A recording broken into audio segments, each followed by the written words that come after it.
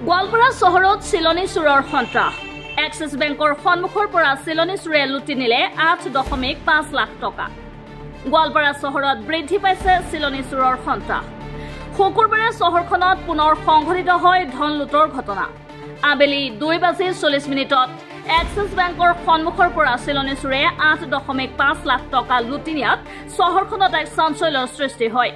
ঘটনাৰ বিৱৰণী মতে আৰক্ষীৰ যান বাহন নিয়ন্ত্ৰণ কক্ষৰ সমীপতে থকা এক্সিছ বেংকৰ সন্মুখৰ পৰা চিলনী চোৰে যুৱক এজনৰ পৰা লুটি নিয়ে 8.5 লাখ টকা।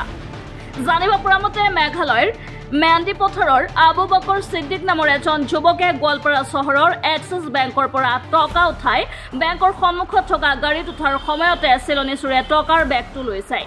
চিলনী চোৰে দৌৰি গৈ ওচৰতে থকা চলেজ হস্পিটেলৰ সন্মুখত পূৰ্বতে ৰখাই থোৱা বাইকত উঠি উধাও হৈ যায়। লগে লগে অঞ্চলটোত এক হোৱা দোৱাৰ সৃষ্টি হয়। পিছত গোৱালপাৰা আৰক্ষীক অৱগত কৰোৱাত সদৰ আৰক্ষী আৰু চহৰ আৰক্ষীয়ে ঘটনাস্থলীত উপস্থিত হৈ তদন্ত আৰম্ভ কৰে যদিও চিলনী চোৰৰ কোনো সন্ধান লাভ কৰা নাই।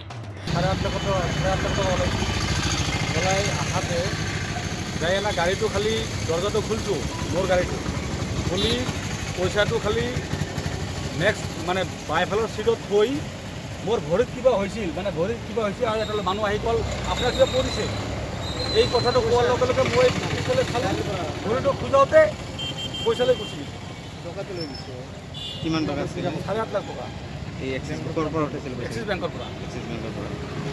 উল্লেখ্য যে বিগত কিছুদিন ধৰি গোৱালপাৰাৰ বিভিন্ন প্ৰান্তত এনে ঘটনা সংঘটিত হৈ আহিছে যদিও এনে ঘটনা প্ৰতিৰোধ কৰিবলৈ সক্ষম হোৱা নাই আৰক্ষী। দুপৰীয়া 2:42 বজাত হঠাতে মোৰ বন্ধু মেন্দিস্থিত আবু বকৰ সিদ্দিকে মোক কল কৰিলে, বন্ধু মোৰ গাড়ীৰ পৰা 8.5 লাখ টকা চুৰি গ'ল।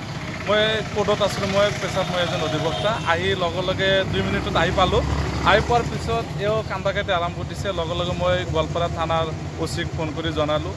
আহি পেলাই সিহঁতে তদন্ত আৰম্ভ কৰিছে। ঘটনা মতে শুনা মতে সি ক'লে মানে এইটো এক্সিছ বেংকৰ পৰা 8.5 লাখ টকা উইথড্ৰল কৰি পেলাই তেওঁৰ এইখন বাইক গাড়ী আৰু চিটত টকাটো থৈ পেলাই সি দৰজাখন খুলি সোমাব বিচাৰতে সেই বাওঁফালৰ পৰা দুৰ্বৃত্ত আহি টকাৰ টোপোলাটো লৈ দৌৰি গৈ পেলাই সেই চলেজ হস্পিটেলৰ আগত বাইক এখন ৰেডি হৈ আছিলে কোনোবা এজন চালকে, সেই তাৰ পিছত উঠি লগে লগে পলাই গ'ল।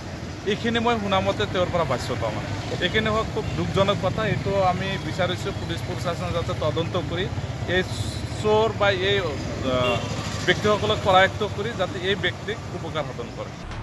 বিশেষ প্ৰতিবেদকৰ ৰিপৰ্ট MT লাইভ।